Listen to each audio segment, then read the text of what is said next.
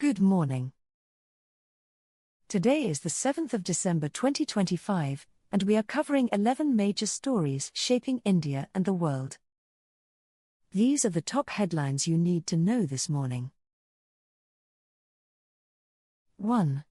IndiGo crisis triggers massive travel disruptions across India. 2. Supreme Court orders stronger protections for disabled prisoners. 3. ED files chargesheet against Reliance Power in fake guarantee case. 4. Study shows extreme heat severely impacting women in 7 states. 5. India-Russia summit delivers warm optics but modest outcomes. 6. Sam Altman declares code red as Google's Gemini 3 raises pressure.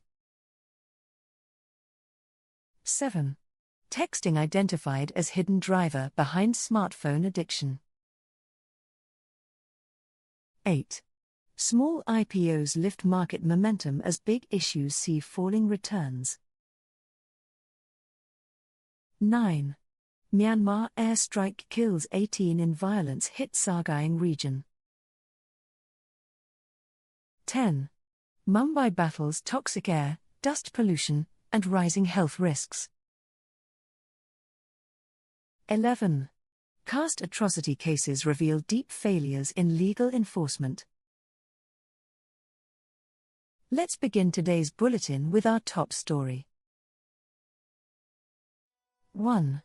IndiGo crisis triggers massive travel disruptions across India.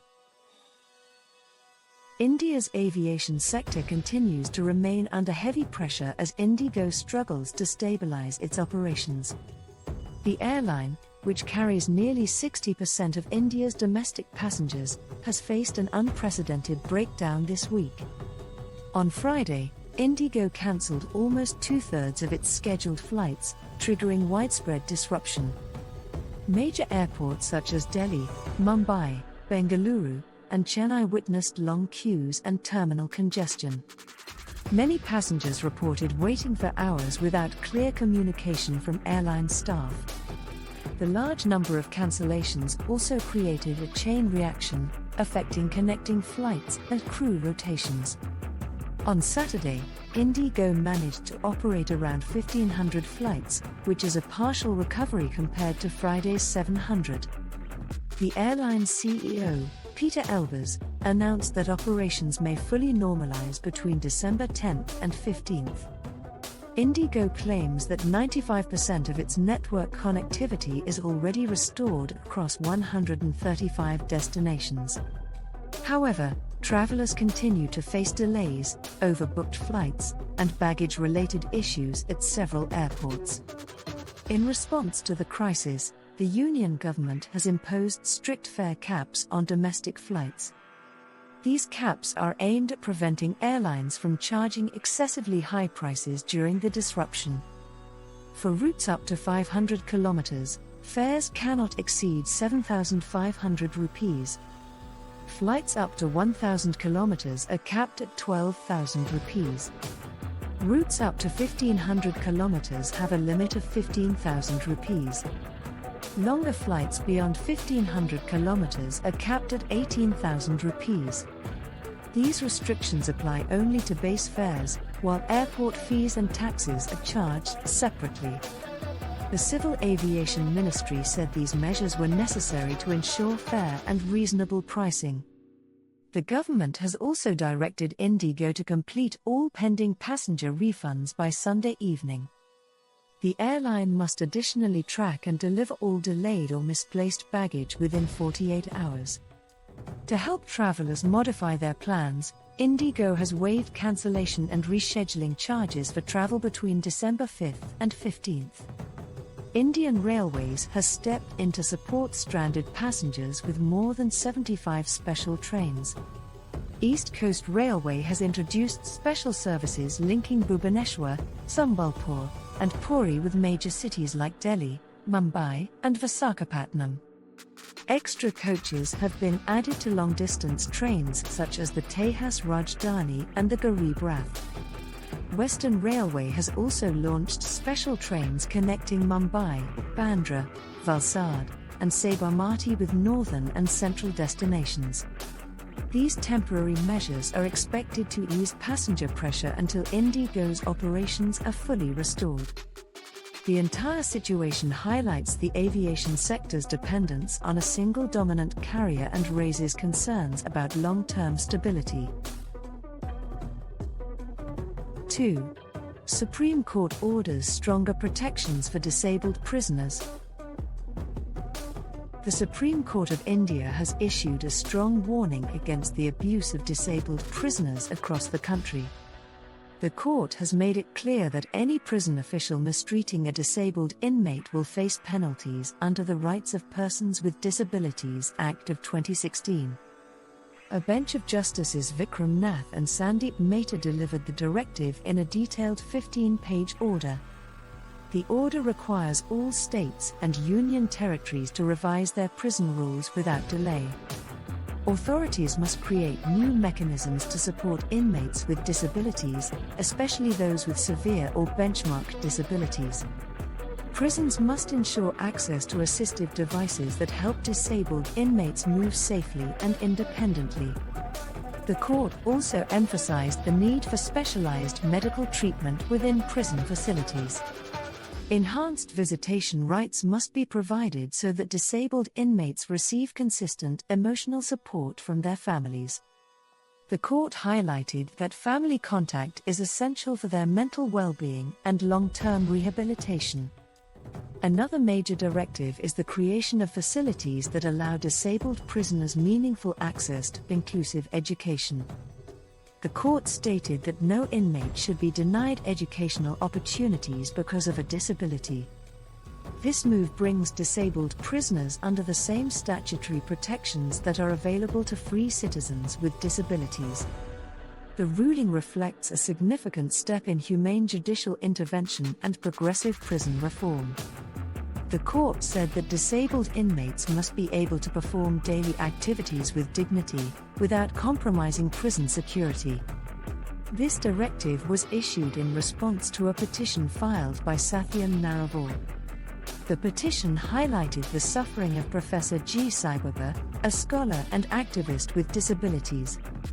It mentioned that Saibaba's death was linked to worsening health conditions caused by prolonged incarceration and harsh detention. The plea also referred to the case of Father Stan Swami, who lived with Parkinson's disease. Swami was denied essential items such as a sipper cup, which he needed due to his condition. The petition argued that disabled prisoners are punished twice, once for their crime, and again for their disability. The Supreme Court acknowledged this harsh reality and recognized it as a form of discrimination. The bench ordered states to update prison manuals to fully protect the rights of inmates with disabilities. These updates must explicitly include enhanced visitation rights and better facilities. The decision marks a major advancement in ensuring equality and dignity for a vulnerable population within the justice system. The ruling reinforces that disability cannot be a reason for additional suffering inside Indian prisons. Experts believe the order will push prisons to adopt more humane, modern, and disability-friendly standards nationwide. 3. ED files charge sheet against Reliance Power in fake guarantee case. The Enforcement Directorate has filed a supplementary charge sheet in the alleged fake bank guarantee case involving Reliance Power.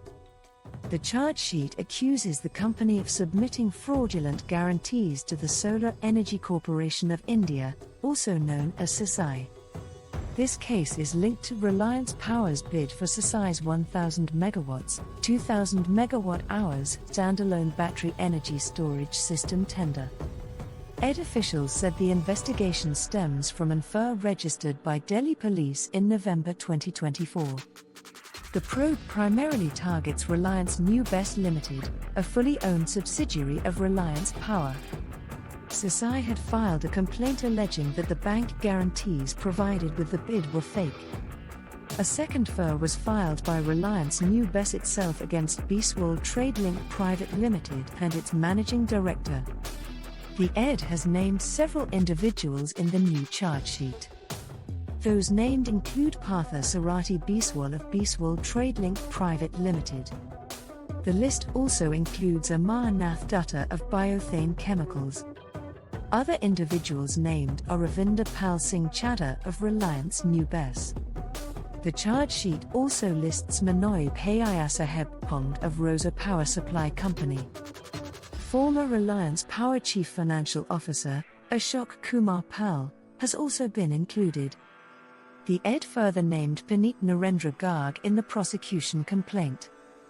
According to CCI's tender rules, bidders were required to submit a bank guarantee of 68.2 crore.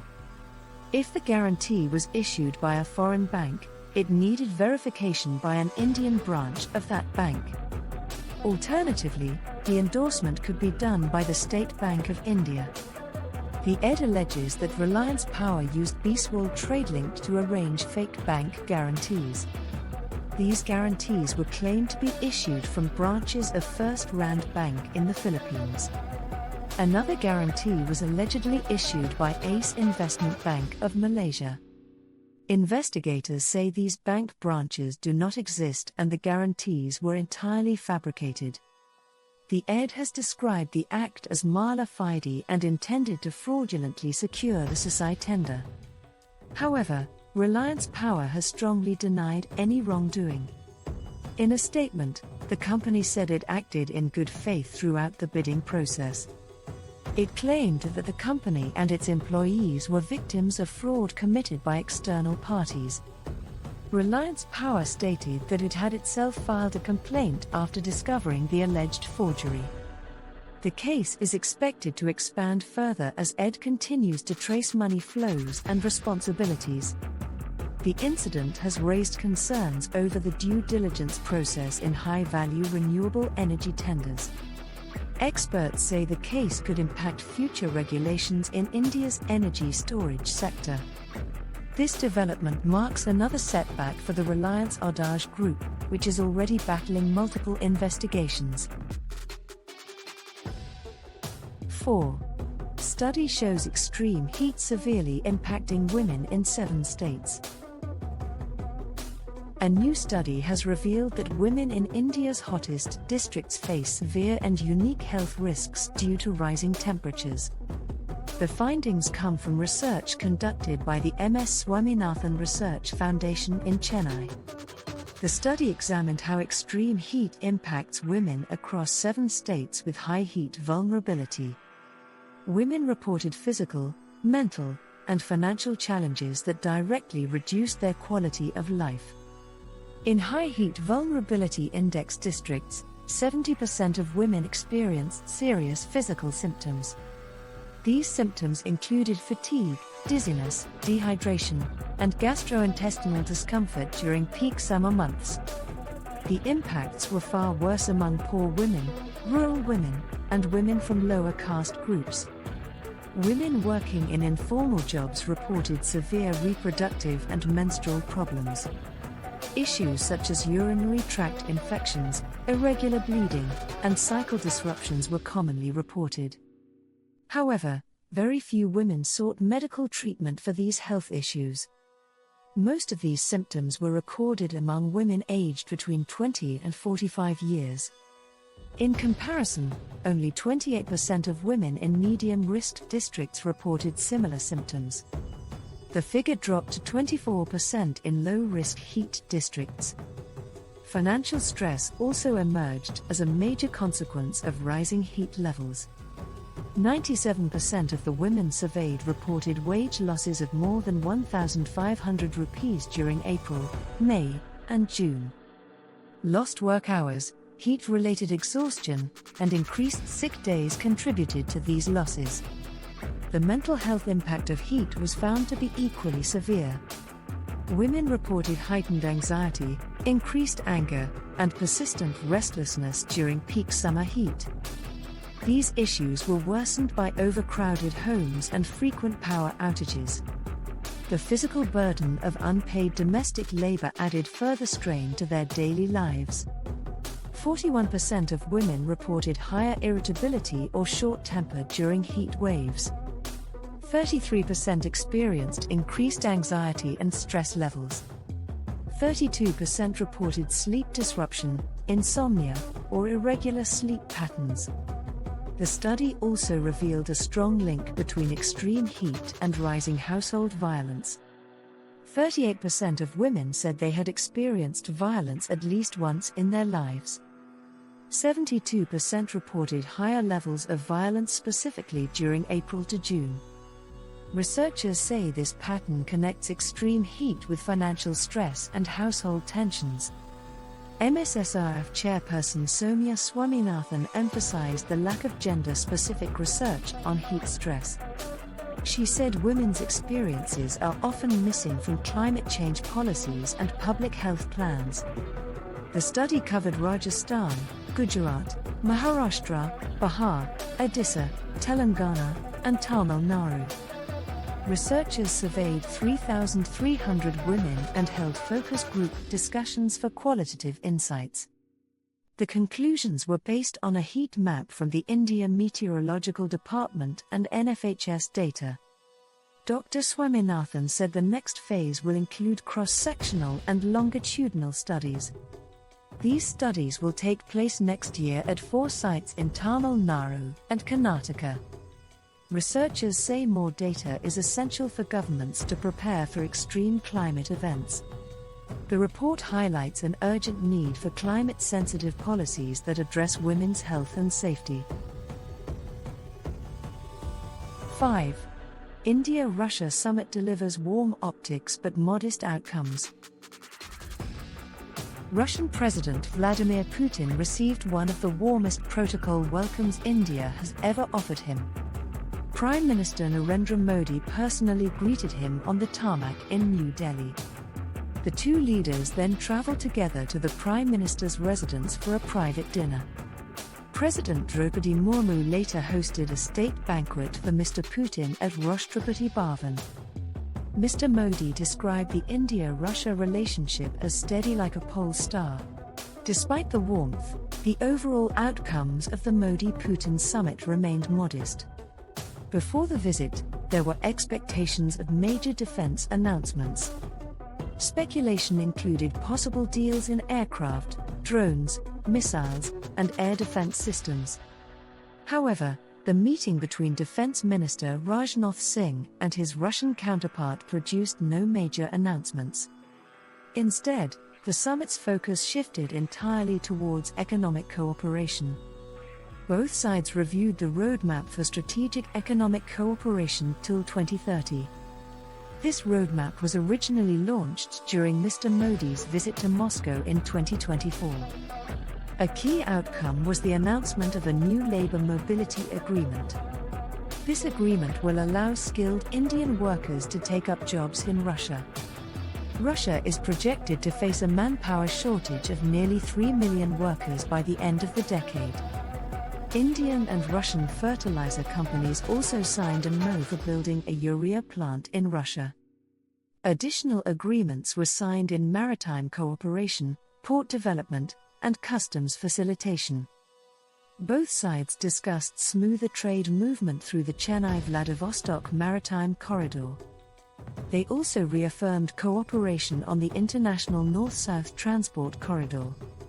India and Russia agreed to expand trade settlement in their national currencies. There were no announcements on oil procurement despite its major role in bilateral trade. Last year, oil accounted for over $60 billion of the $69 billion trade volume. There were also no concrete announcements on space or nuclear cooperation. Mr. Putin's visit came at a crucial stage in the ongoing Ukraine conflict.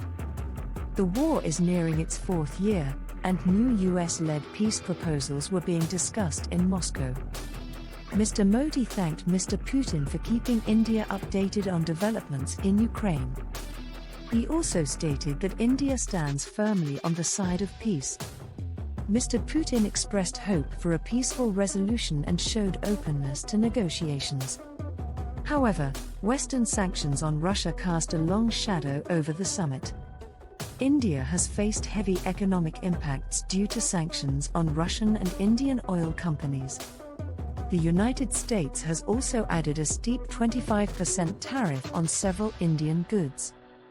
As a result, India's intake of Russian oil has fallen sharply this year. Russian oil imports were down 38% year-on-year by October 2025. The two sides were cautious about defense or nuclear deals due to fear of SASA sanctions. 3 European ambassadors also publicly criticized Russia ahead of the visit. Their statements were viewed as a warning against deeper India-Russia engagement. The Ministry of External Affairs rejected the public advice as unacceptable. Ukrainian President Volodymyr Zelensky remained silent during the visit this time. Observers believe this silence reflects sensitive peace negotiations underway with the US and Russia. For India, an end to the Ukraine war would ease its current diplomatic tightrope walk.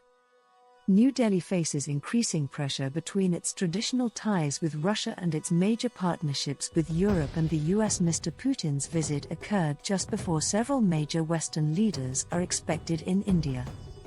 These include Germany's Chancellor, EU leadership, and France's President Emmanuel Macron. India is also preparing for important trade negotiations with the United States. New Delhi wanted the Putin visit to reaffirm strong ties with Russia without provoking the West. This balancing act reflects India's long-standing policy of strategic autonomy. 6. Sam Altman declares code red as Google's Gemini 3 raises pressure. OpenAI CEO Sam Altman has reportedly declared a code red inside the company. The move signals urgent pressure to improve ChatGPT's performance and user experience. Altman wants faster responses, more reliability, better personalization, and stronger accuracy. He is even willing to delay other product launches to achieve these upgrades. This urgency comes shortly after Google unveiled its powerful Gemini 3 model. Gemini 3 has outperformed OpenAI's GPT-5.1 across several major AI benchmarks. Google's growing dominance in search, Android, and cloud services gives it a massive advantage. With billions of users, Google can afford larger financial losses to scale its AI systems. This competitive threat appears to have triggered OpenAI's internal code red moment. Sam Altman, now 40 years old, has spent his entire life merging technology with business. He grew up in a Jewish family in Chicago, experimenting with his Macintosh computer as a child. Altman studied computer science at Stanford University before dropping out in 2005. He co-founded Looped, a social mapping startup that was later sold. His career accelerated when he became president of Y Combinator from 2014 to 2019. Beyond AI, Altman was active in the crypto world as co-founder of WorldCoin. WorldCoin aimed to create digital identities using people's biometric data. The project faced global criticism for privacy concerns and alleged misuse of biometric records. Edward Snowden also publicly warned against the risks of such data collection. OpenAI was founded in 2015 as a non-profit research organization. Elon Musk, one of its initial backers, left the board in 2018 after disagreements. Since ChatGPT's launch in 2022, Microsoft has invested billions in OpenAI.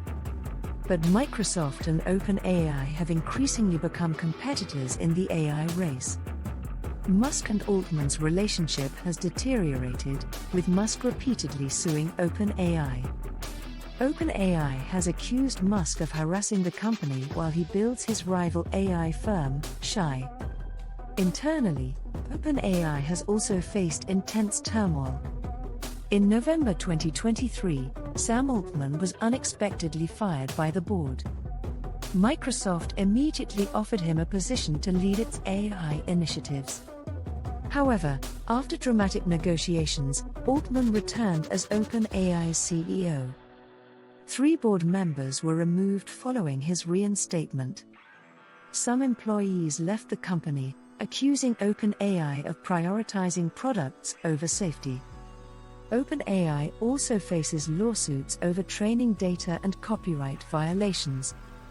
Writers and publishers claim their copyrighted work was used without permission.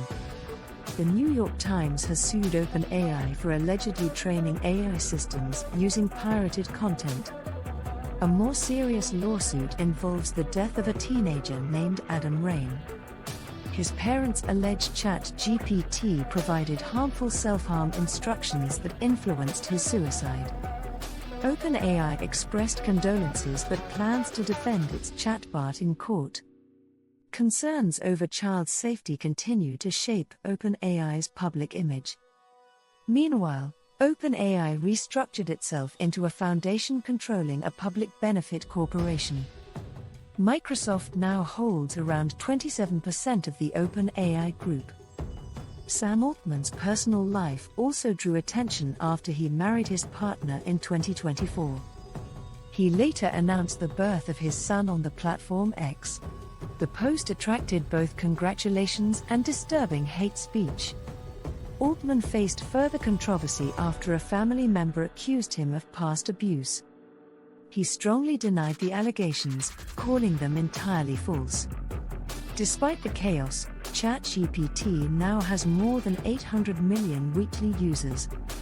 Altman frequently travels to meet world leaders and discuss AI regulation. But Google's rapid evolution with Gemini 3 creates new pressure on OpenAI.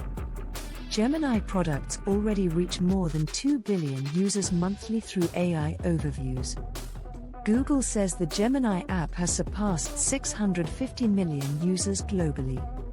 Competition is intensifying, and Google's scale poses a long-term threat to OpenAI.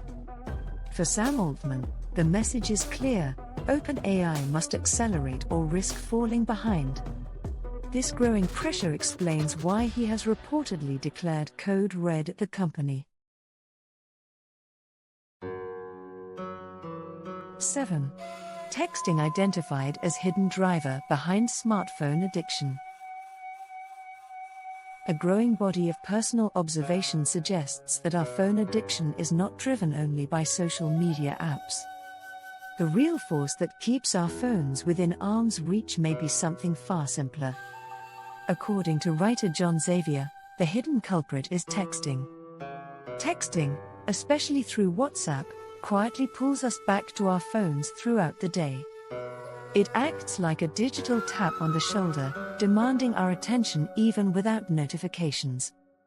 Our brains interpret incoming texts as social cues that require immediate response. Ignoring those cues often feels uncomfortable or even rude, increasing the urge to check repeatedly. This constant pressure creates a subtle form of stress. And that stress becomes the gateway to endless scrolling and rapid distraction. A single text can lead us to check one more app, then another, and another. Soon, an entire digital world unfolds, consuming time without us noticing. Xavier explains that fighting dopamine alone doesn't solve the problem. Instead, the real solution begins by changing our relationship with the device itself. The first step was breaking the habit of being available all day long. He stopped responding instantly and created specific time windows for checking messages. This shift reduced anxiety and removed the false feeling that someone was always waiting for a reply.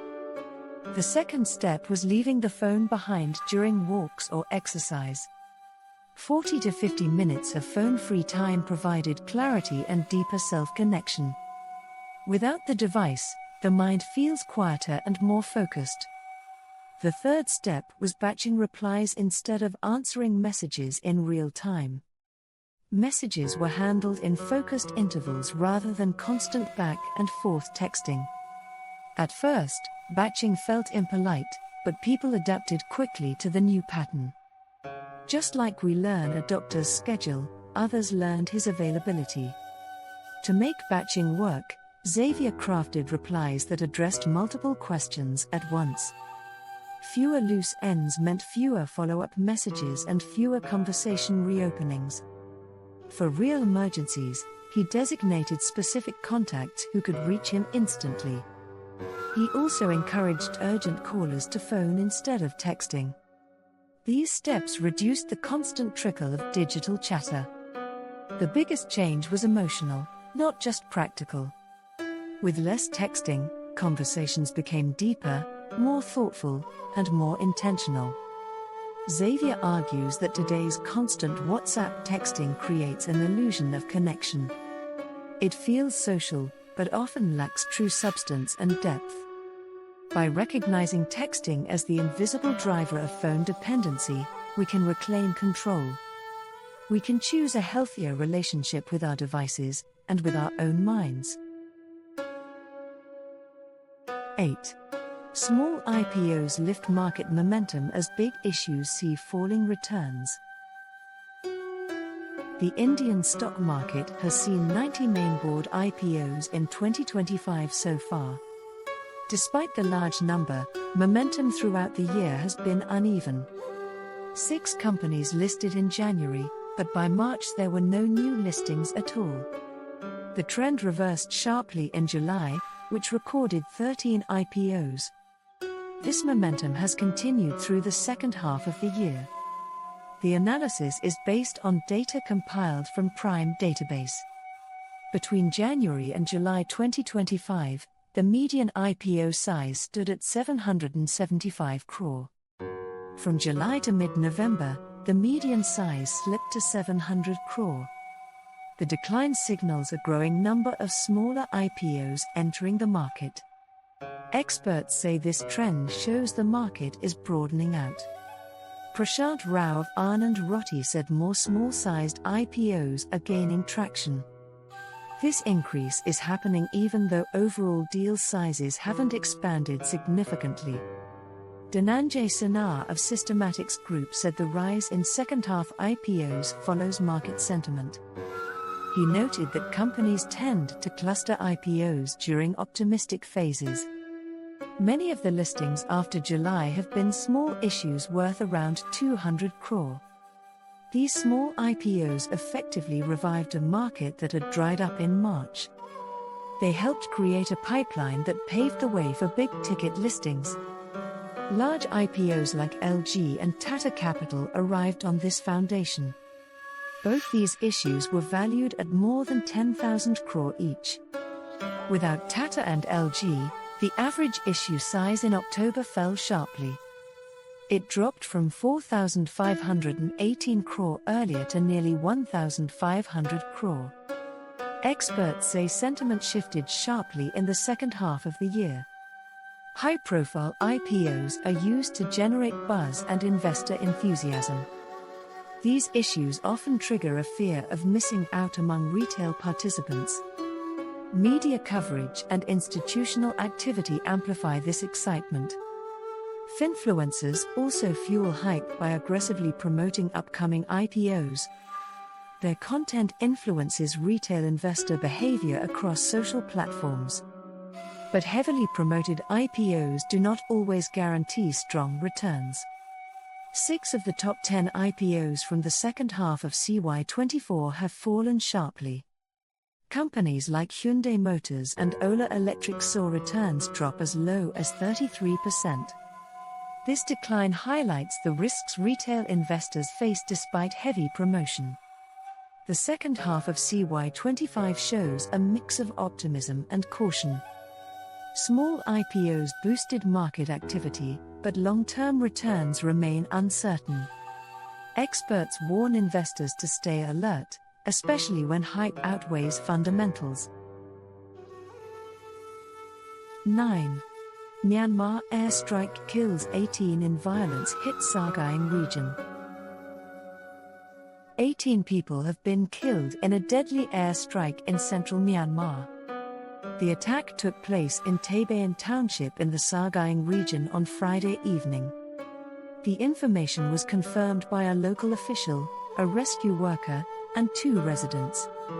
All of them requested anonymity for their safety. Myanmar has been locked in a brutal civil conflict since the 2021 military coup. Clashes between the junta and anti-coup fighters have become routine across the country. Airstrikes have increasingly targeted civilian areas, causing heavy casualties. In this latest attack, 2 bombs were dropped on Tabayan Township. One of the bombs directly struck a crowded tea shop. The tea shop was full because people had gathered during a busy evening hour. A local official said 18 people were killed and 20 others were injured. He explained that the high number of deaths occurred because the tea shop was packed. A rescue worker reached the scene 15 minutes after the explosions. He confirmed that 7 victims died instantly at the site. 11 more passed away later at the hospital due to severe injuries. The blast completely destroyed the tea shop and around a dozen nearby houses. A survivor described the terrifying moment the bomb struck. He said he was watching a televised boxing match inside the tea shop. When he heard the aircraft overhead, he dropped to the ground instinctively. The explosion that followed was described as deafening and overwhelming. Images from the site showed extensive destruction and debris. Victims' faces were covered with towels because many bodies were unrecognizable. Funerals for the victims were held on Saturday under tense and emotional conditions. A spokesperson for Myanmar's military junta did not respond to calls for comment. Sagaing region has been one of the worst-hit areas in the ongoing conflict. In May, a junta airstrike in the same region killed 22 people. That attack included 20 children who died despite a supposed ceasefire. The ceasefire had been announced following a major earthquake earlier in Myanmar. Despite international pressure, airstrikes by the junta show no sign of slowing down. Civilian communities continue to face violence, displacement, and widespread fear. Humanitarian groups say Sagaing remains at the center of Myanmar's escalating crisis. This latest attack adds to the growing list of civilian tragedies caused by military bombardments. The situation in Myanmar remains one of the world's most devastating and underreported conflicts. 10. Mumbai battles toxic air, dust pollution, and rising health risks. A thick haze continues to hang over Mumbai, even on iconic stretches like Marine Drive. People who walk there for fresh air now struggle to breathe through pollution-filled skies. In the slums of Mankhurd, Shabnam Abdul Ghaffar Shah, aged 35, is wheezing constantly. Her home sits only a few hundred meters from an under-construction metro site. The air around her smells of dust, soot, and cement. She says her entire family has been sick for a month. Doctors told them simply, "The air is bad." Medical expenses have become a daily burden for families like hers. Traffic chaos adds to the pollution. Schoolchildren, buses, and bikes crowd narrow roads. 15 kilometers away, the situation is no better in Machonga. Professors from Khalsa College worry about students walking through dusty streets every day. High-rise construction projects have replaced older buildings across the neighborhood. Dust levels are rising faster than authorities can control them. A 2023 study by the Maharashtra Pollution Control Board highlighted a key problem. Dust contributes to nearly 30% of PM10 pollution in Mumbai. Particulate matter can enter deep into the lungs and damage health over time. For 3 years, Mumbai's air quality has frequently crossed into poor and severe categories.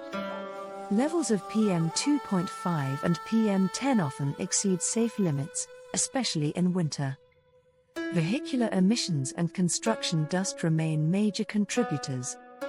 A new report by Respiré Living Sciences shows PM2.5 levels rose 2.6% between 2019 and 2024. The report noted improvements in good air days, but pollution still dominates the city. Construction-heavy periods saw a spike in moderate and poor air quality days. In Vodola, dust hangs heavily in the air near major upcoming transport hubs. Advocate Shweta Mehta says she now restricts her elderly parents from stepping outside. Both suffer from lung ailments and are struggling to breathe in the polluted environment. Their social life has collapsed due to fear of worsening respiratory conditions. Doctors across Mumbai are raising alarms about rising respiratory illnesses. Dr. Osmita Mahajan from Fortis Raheja Hospital says the city needs a pollution lockdown. She says allergic coughs in children now take months to clear. Her cases of child asthma have tripled compared to previous years. Hospital admissions and ICU cases among children have increased sharply. Pulmonologist Dr. Samir Gard says many non-smokers are now developing lung cancer. He warns that air pollution has become a major cause of chronic lung disease. The Bombay High Court took suo motu cognizance of the crisis in 2023. The court issued 28 guidelines for construction sites to reduce dust emissions.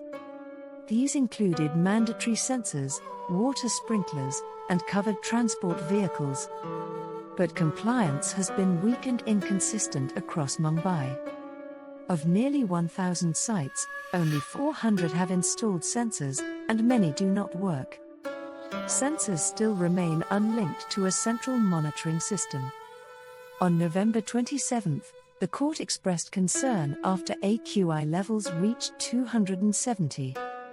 It dismissed the explanation that volcanic ash from Ethiopia caused the pollution spike. The court said Mumbai needs a sustained long-term plan, not excuses. A new monitoring committee has been formed and asked to report within a week. The BMC has launched Project Monas with IIT Kanpur to install hyperlocal sensors. Experts say sensors alone will not solve Mumbai's pollution crisis. Rakesh Kumar, former CSIR NERI director, says the real issue is lack of action. He argues that the city needs granular data on vehicle movement and construction activity.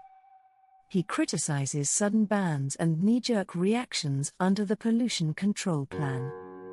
Another expert, Tuhin Banerjee, says solutions exist but are not being implemented. He lists technologies like electrostatic precipitators and Wayo air purifiers. However, he believes bureaucratic will is missing. Environmental activist Sumaira Abdullali says authorities have withheld crucial PM2.5 data. She tracked air quality for over a year and saw extreme red zone readings. PM2.5 levels in Kandivali even reached 434 earlier this year. She says the sudden disappearance of PM2.5 data from the Samir app is suspicious. PM2.5 particles penetrate deep into the lungs and cause severe long-term health damage. Officials claim the data is controlled by the Central Pollution Control Board. The BMC says it is taking steps, issuing stop work notices and increasing inspections. 94 flying squads now monitor compliance at construction sites. However, experts argue mist spraying and partial measures will not fix the crisis. Mumbai's pollution problem requires structural, technological, and enforcement-based solutions. Until then, millions of residents continue to breathe hazardous air every day. 11. Caste atrocity cases reveal deep failures in legal enforcement. Across Tamil Nadu, survivors of caste atrocities say the law meant to protect them is failing. Activists warn that the Scheduled Castes and Scheduled Tribes Prevention of Atrocities Act is not being implemented properly. They say delays, poor monitoring, and lack of accountability are weakening the law's purpose. One of the clearest examples is the case of activist M. Muthaligu. He led protests in Madurai in 2017 against a liquor shop near residential areas. He also supported inter-caste marriages, angering members of a dominant caste group. That same year, he was brutally hacked to death in an act of revenge. An FIR was filed, but the charge sheet came after long delays. Even today, the trial has not started, his wife says. She fears that the longer the delay, the higher the risk of witnesses turning hostile. Similar delays haunt many families across the state. In 2023, construction worker P. Paraman was attacked for calling his granddaughter Queen. A caste Hindu family overheard him and allegedly assaulted him using caste slurs. 2 witnesses in his case have already died. Yet, the trial has not even begun. Families say justice moving slowly feels like justice denied. In Sivaganga, the father of M. Prabhakaran was murdered despite earlier threats. His gun license was cancelled before the attack, leaving him defenseless.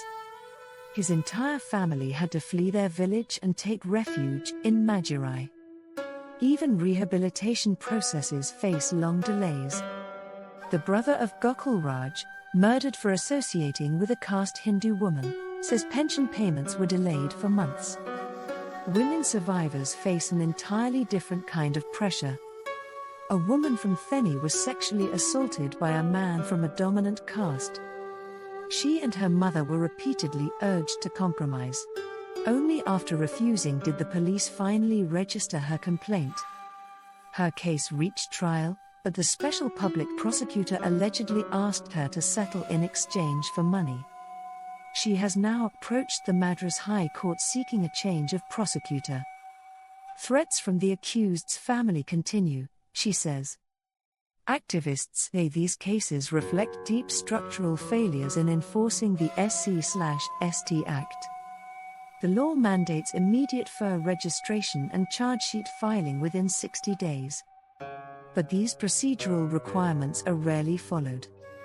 NCRB data for 2023 shows an increase in crimes against SCs and STs. Conviction rates remain low despite rising violence. A study by the NGO Evidence shows a rise in crimes against Dalit women. Experts say rehabilitation measures are being ignored or delayed. These include land allotment, employment, education support, and pensions. None of these are implemented consistently on the ground.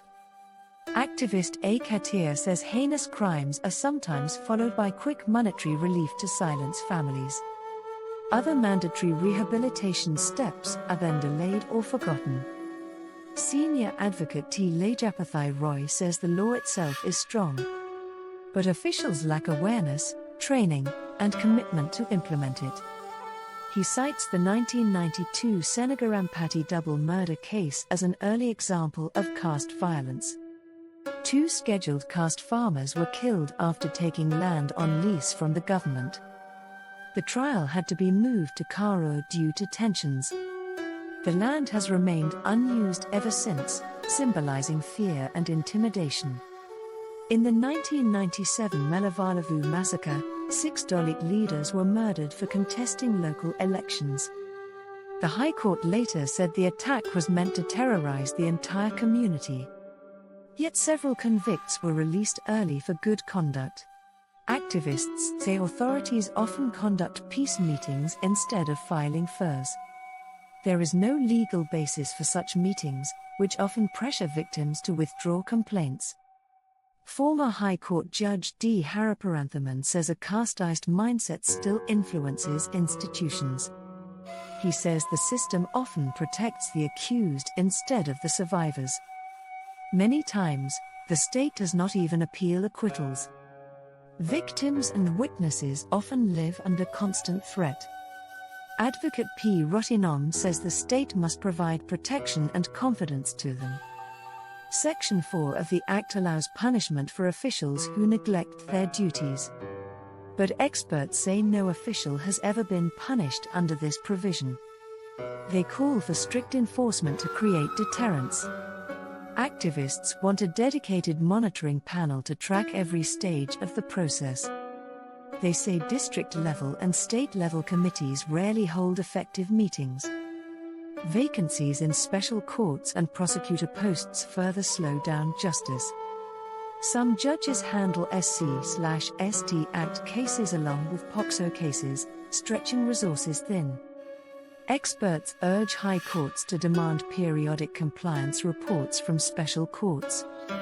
They also want more training for officials implementing the law.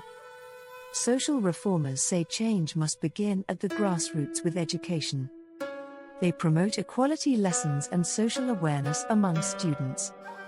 Only then, they say, can lasting reform take place. Thank you so much for watching video.